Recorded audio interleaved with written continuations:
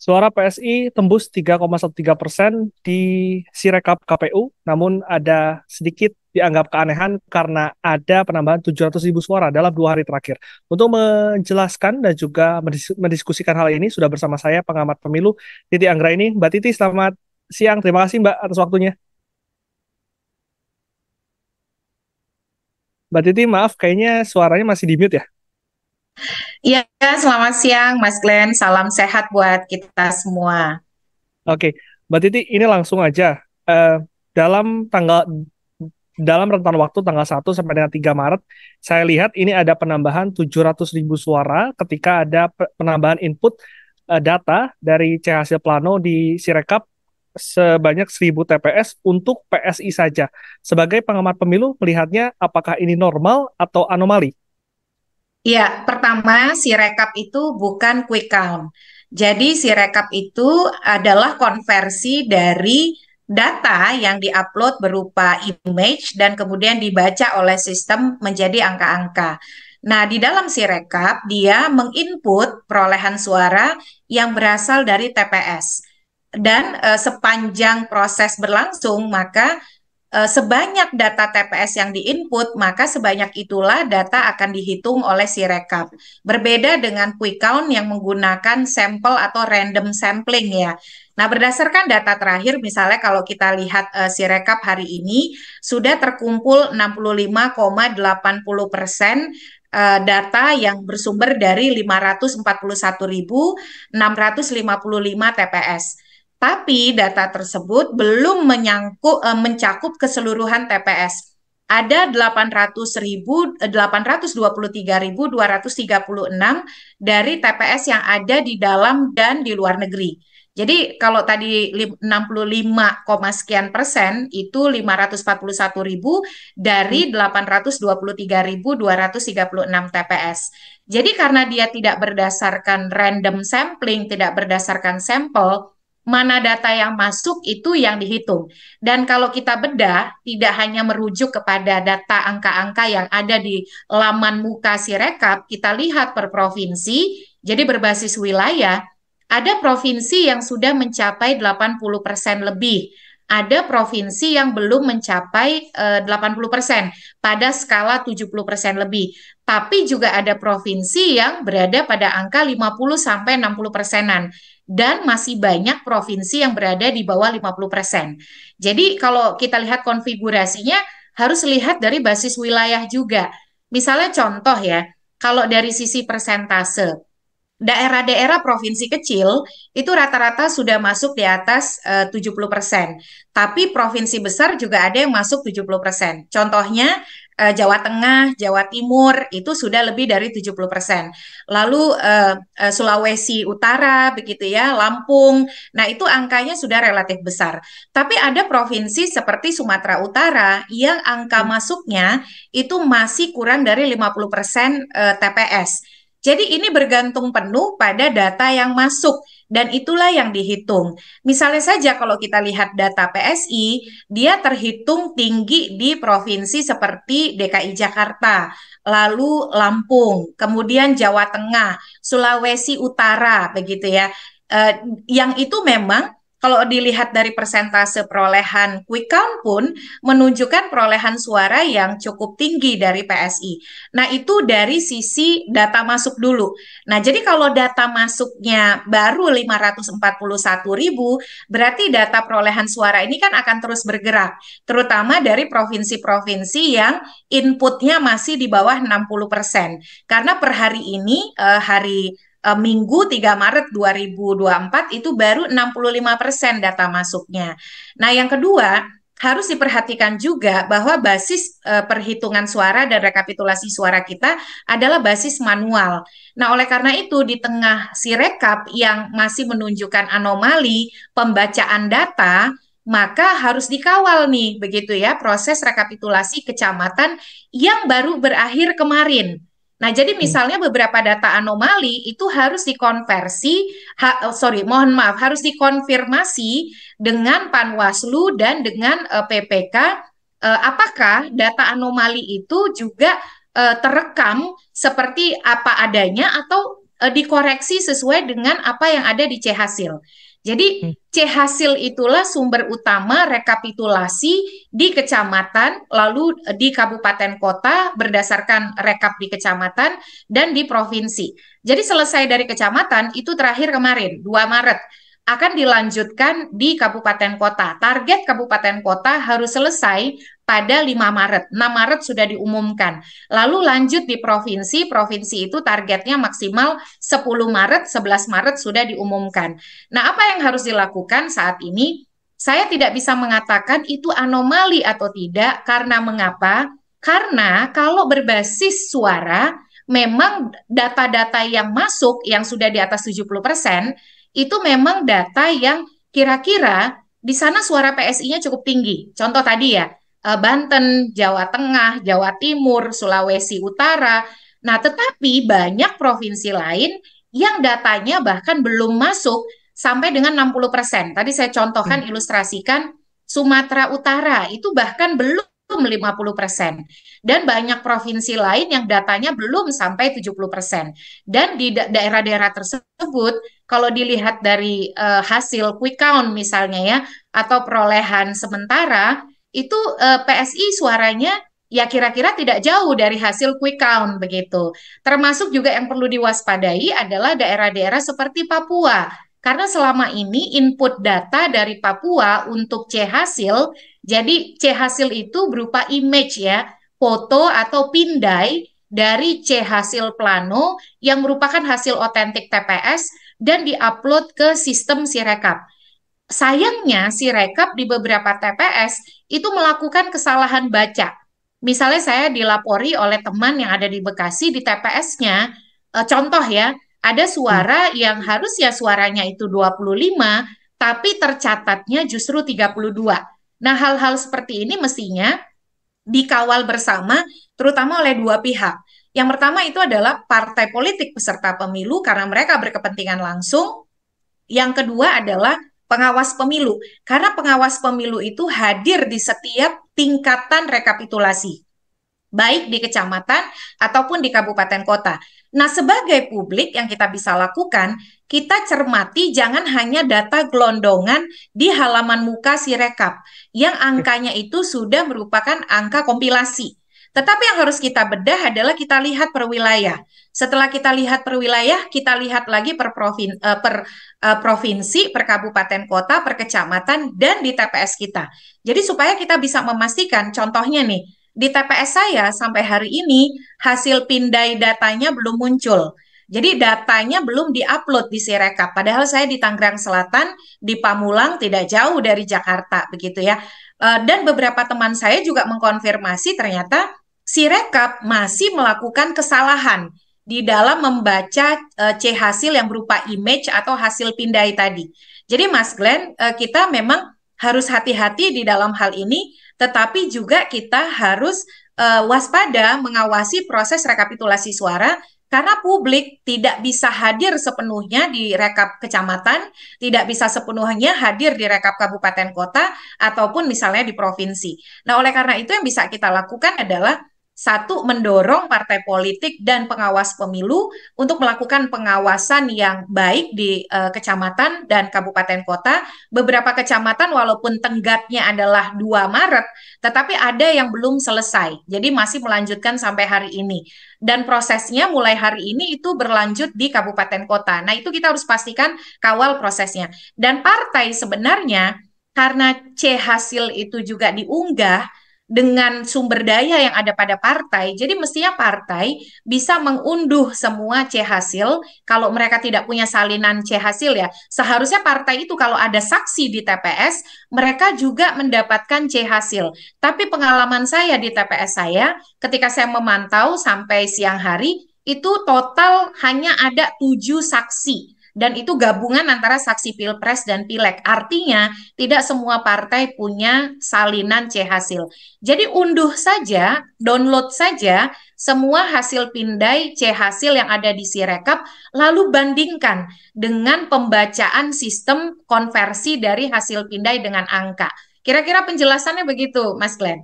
Artinya Mbak Titi melihat bahwa lonjakan ini terjadi karena memang adanya penginputan data dari basis-basis suara PSI di daerah, Mbak Titi. Salah satu faktor saja, tetapi dia juga harus di cross check dengan tadi potensi adanya kesalahan input. Karena kan tadi saya menyampaikan ya, di beberapa temuan kawan-kawan saya itu masih menemukan kesalahan bukan input, kesalahan pembacaan data ketika dia sistem Sirekap membaca pindai atau image C hasil yang merupakan foto dari hasil plano penghitungan suara di TPS dikonversi atau diterjemahkan menjadi angka-angka, ternyata ada kesalahan baca. Contoh, suaranya total hanya 25, tapi terbaca oleh sistem itu menjadi 32. Berarti kan ada Hmm. penambahan 7. Nah, itu kan penambahan itu tidak benar. Jadi, apakah proses rekapitulasi di kecamatan itu betul-betul menerjemahkan sertifikat C hasil di TPS sebagaimana angka yang 25 tadi, bukan Hmm. angka 32 yang tidak mencerminkan angka yang sebenarnya tadi. Nah, jadi ini yang harus kita awasi. Jadi mari kita ajak masyarakat publik, mari kita cek satu persatu TPS kita.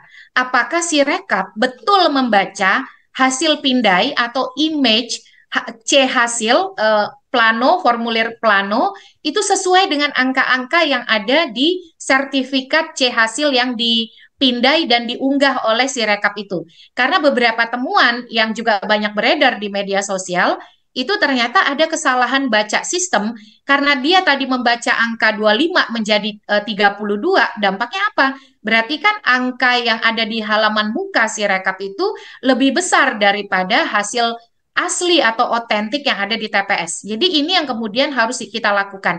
Dan bagi partai-partai menurut saya yang harus juga diwaspadai, terutama juga pengawas pemilu, karena di setiap tingkatan itu ada Panwaslu, yang harus dipastikan adalah partai yang tidak punya saksi ketika proses rekapitulasi.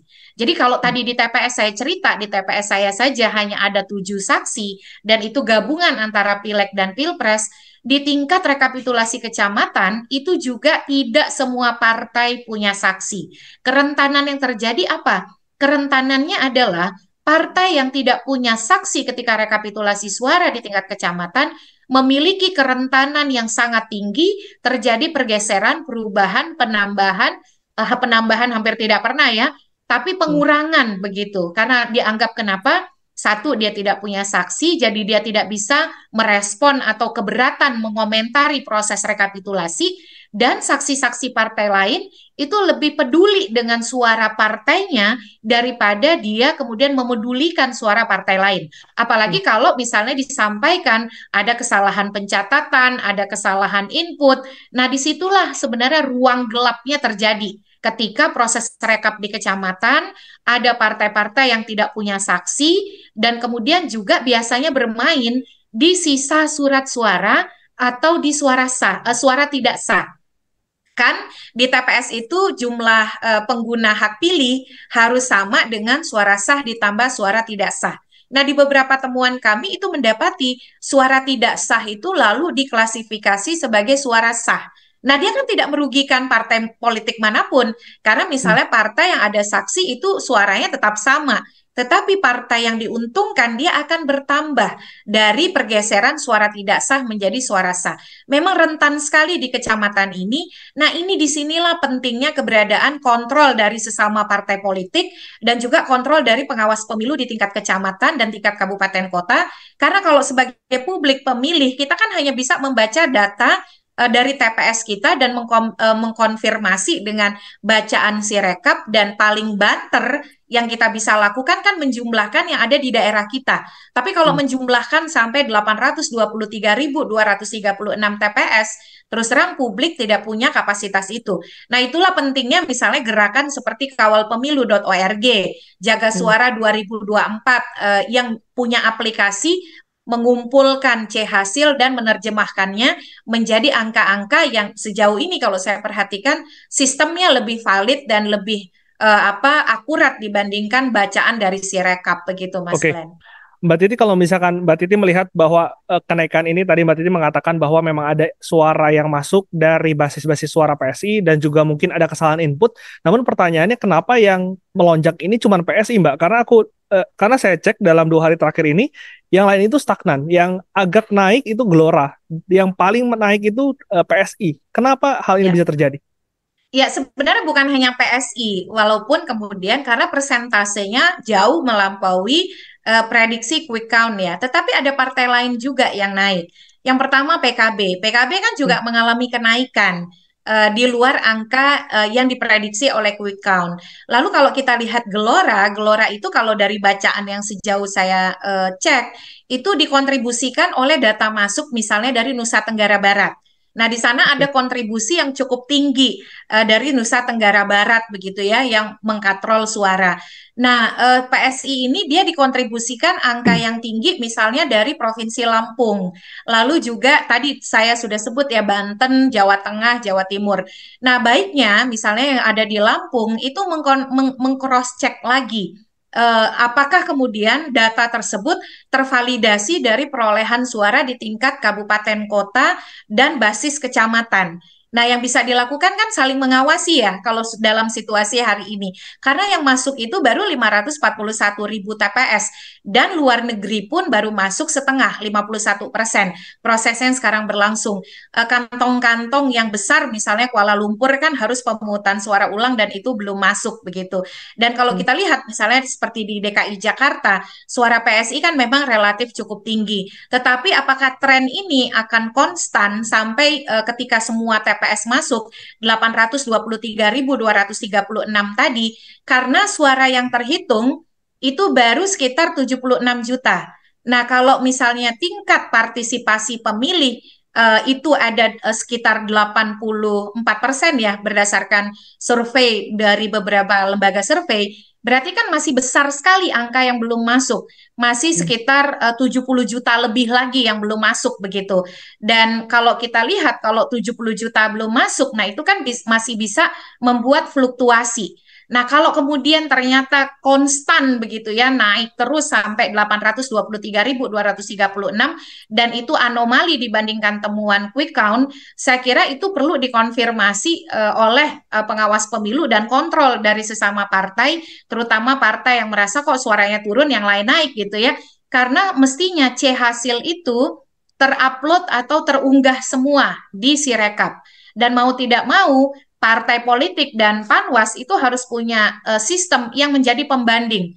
Jadi kita manfaatkan nih Mas Glenn ya, di tengah misalnya saya bukan ahli statistik, tapi saya hanya membaca dari skema kepemiluannya yang bisa mengkonfirmasi apakah kenaikan itu adalah kenaikan yang alamiah atau kemudian kenaikan yang tidak alamiah adalah dengan membandingkan angka-angka pada halaman muka Sirekap dengan penjumlahan keseluruhan C hasil yang terunggah, termasuk juga misalnya koreksi atas anomali pembacaan terhadap C hasil oleh sistem Sirekap. Karena Hmm. memang di beberapa kasus TPS terjadi kesalahan pembacaan oleh Sirekap terhadap perolehan suara partai yang tidak mencerminkan suara yang ada di C hasil yang berupa hasil pindai berupa foto tadi begitu. Kalau manipulasi yang tadi Mbak Titi katakan potensi adanya salah input dan juga mungkin penyimpangan-penyimpangan di tingkat TPS, seberapa besar ini terjadi dan juga modus-modusnya seperti apa, Mbak Titi? Saya tidak bisa menyatakan persentasenya ya, karena kami tidak mengambil sampel dari 823.236 TPS. Secara konsep desain, setiap TPS itu kan ada petugas pengawas TPS. Hmm. Ada saksi yang dibolehkan mengikuti proses dan akan mendapatkan salinan hasil yang diberikan oleh petugas. Tapi realitasnya tidak semua partai punya saksi. Sangat sedikit partai yang punya saksi di setiap TPS. Bahkan TPS saya pun yang ada di Tangerang Selatan dengan jangkauan cukup mudah, itu saksinya hanya 7. Itu gabungan dari partai dan calon begitu ya. Hmm. Bagaimana dengan daerah-daerah pedalaman? Daerah-daerah yang sulit dijangkau dari sisi transportasi. Saya yakin kondisi saksinya lebih buruk. Nah, bagaimana soal pengawas? pengawas itu harusnya hadir di setiap TPS. Tapi beberapa temuan pemantauan kami memperlihatkan ada pengawas yang tidak hadir di setiap proses. Bahkan misalnya jam 10 pagi itu sudah pulang. Itu juga Hmm. ada. Nah, ketika harus ditanya seberapa banyak jangkauan kecurangan yang bisa terjadi atau manipulasi yang bisa terjadi di 823.236 ini, maka sulit untuk menjawabnya. Tetapi potensi atau kemudian praktik itu terjadi memang ada. Dan misalnya juga kami temukan, terutama ketika satu, partai tidak punya saksi.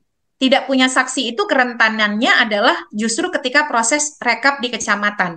Kalau proses di TPS, karena dia masih relatif terbuka, itu masih bisa ditekan untuk manipulasi. Karena kenapa? Ada 7 orang KPPS, ada 1 orang petugas pengawas TPS, proses penghitungannya terbuka dan ada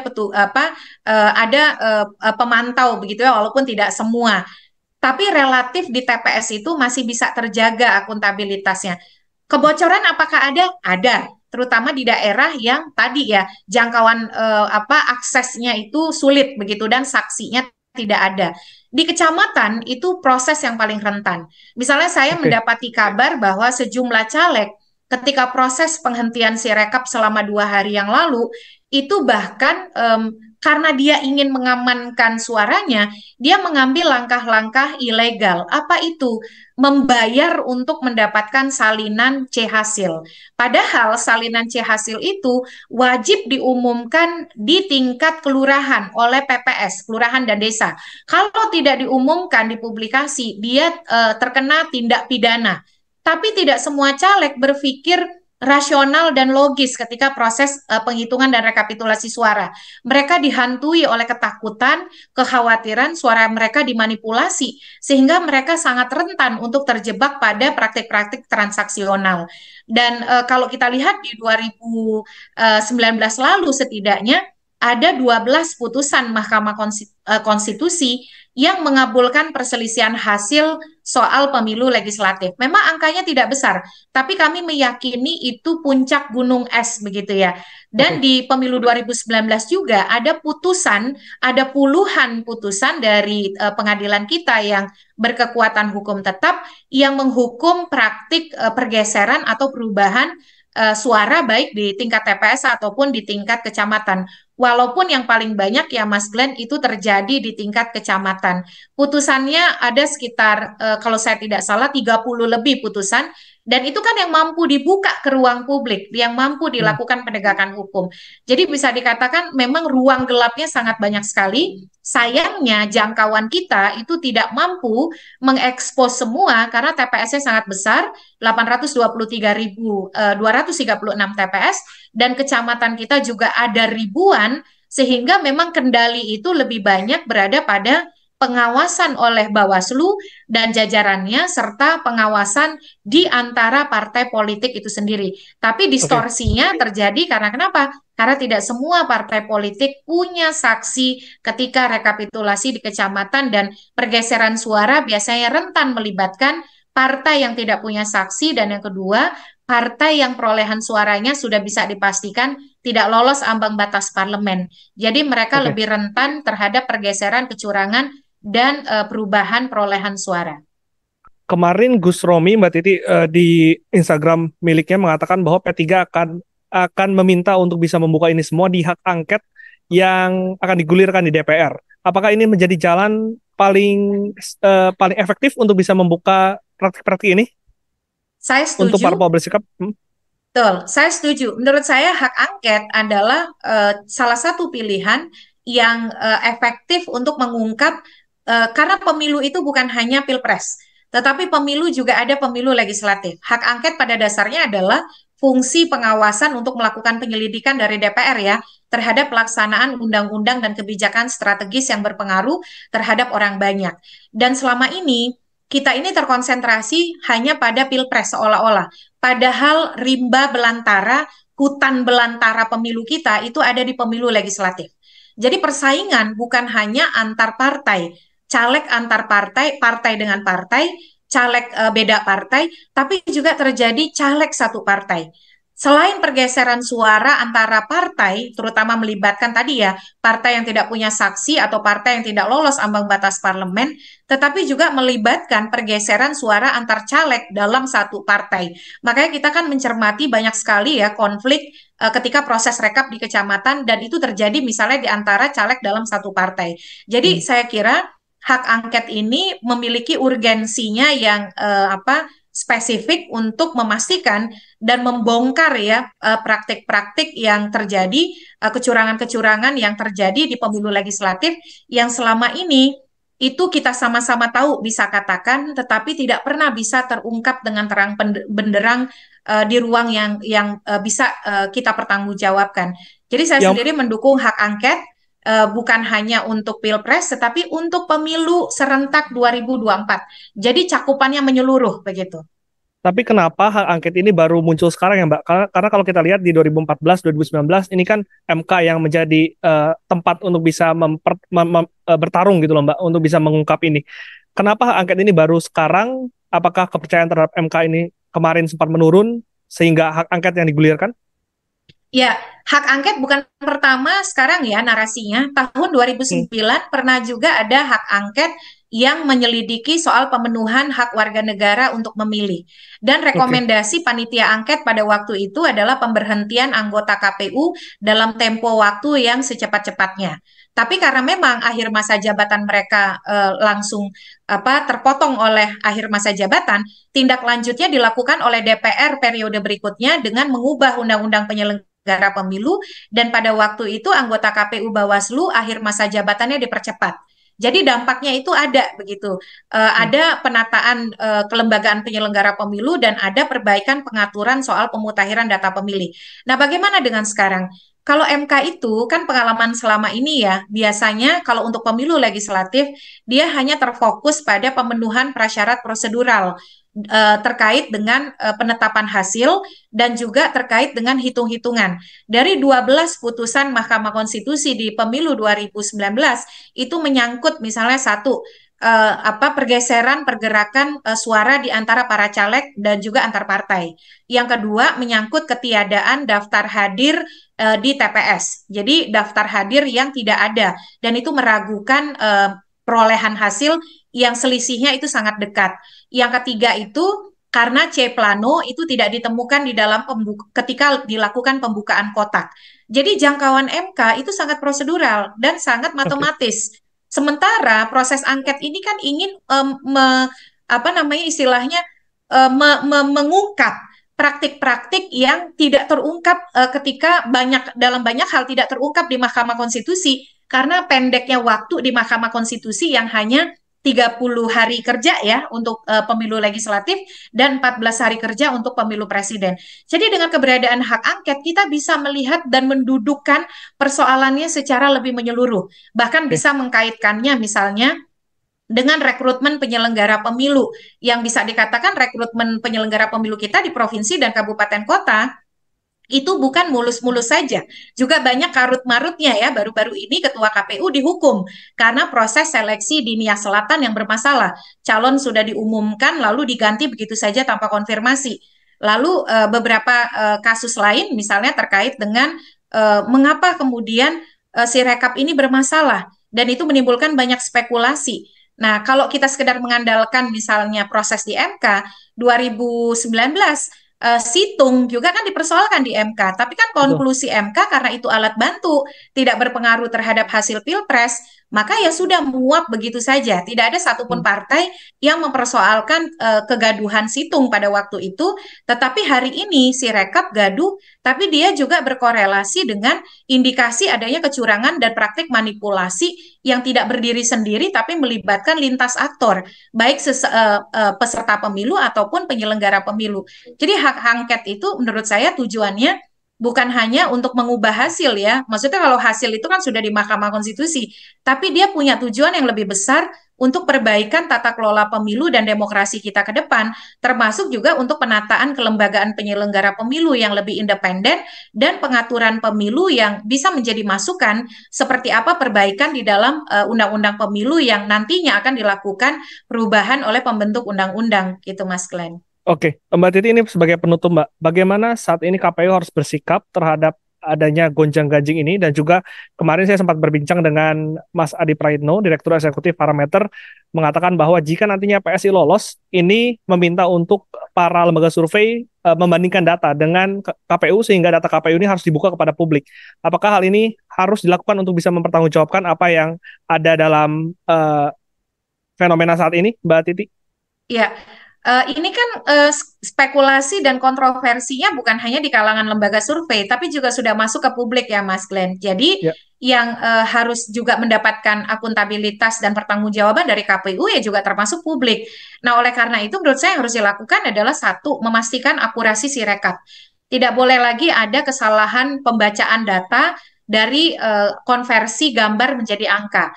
Dan masyarakat perlu menelisik satu persatu, ajak masyarakat sebanyak mungkin untuk memeriksa, mengkonfirmasi antara bacaan Sirekap dengan hasil dengan C hasil yang ada di dalam unggahan pindai C hasil di Sirekap. Yang kedua, kita meminta KPU dan KPU harus memastikan untuk meredam isu ini unggah 100% C hasil ke Sirekap.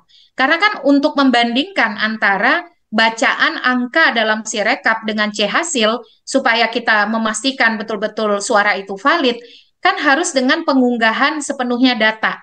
Karena sampai hmm, hari ini kan baru 65%. Jadi hmm, masih ada tersisa 300.000 lebih TPS yang belum terbaca oleh Sirekap. Atau karena memang datanya belum diunggah. Nah, dengan diunggahnya 100%, setidaknya satu KPU meyakinkan publik mereka tidak menutupi apapun. Yang kedua, dengan diunggah 100%, baik lembaga pemantau, lalu kemudian masyarakat, partai politik yang tidak punya saksi di TPS, itu bisa memanfaatkannya dan melakukan rekapitulasi internal.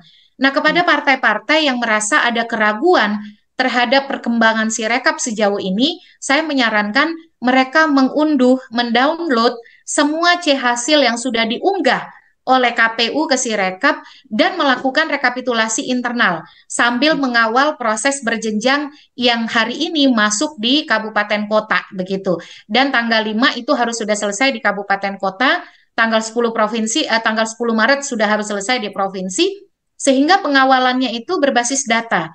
Karena kalau melihat fluktuasi pergerakan suara itu gampang sekali dibantah dengan itu adalah kebanyakan berasal dari basis begitu ya. Hmm. Tetapi kalau ternyata dia konsisten, kenaikan itu sampai dengan akhir 823.236 suara itu direkap. Nah, yang mau tidak mau harus dilakukan ya berbasis data. Data itu Oke, apa? C hasil gitu. Nah, itu yang menurut saya harus kita lakukan, menuntut KPU lebih akurat dan lebih valid dari sisi teknologi, mengunggah 100% pindai C hasil ke Sirekap, dan yang terakhir terbuka, responsif, dan akuntabel, serta memiliki komunikasi publik yang baik di dalam menjelaskan setiap sorotan yang menjadi spekulasi dan kontroversi di masyarakat. baik, baik. Terima kasih Mbak Titi atas pandangannya. Semoga kita lihat nanti bagaimana hasil rekapitulasi yang akan dilakukan oleh KPU. Terima kasih Mbak Titi waktunya. Baik, terima kasih Mas Glenn. Demikian demi viral kali ini, saya Glenn Joshua, salam CTV.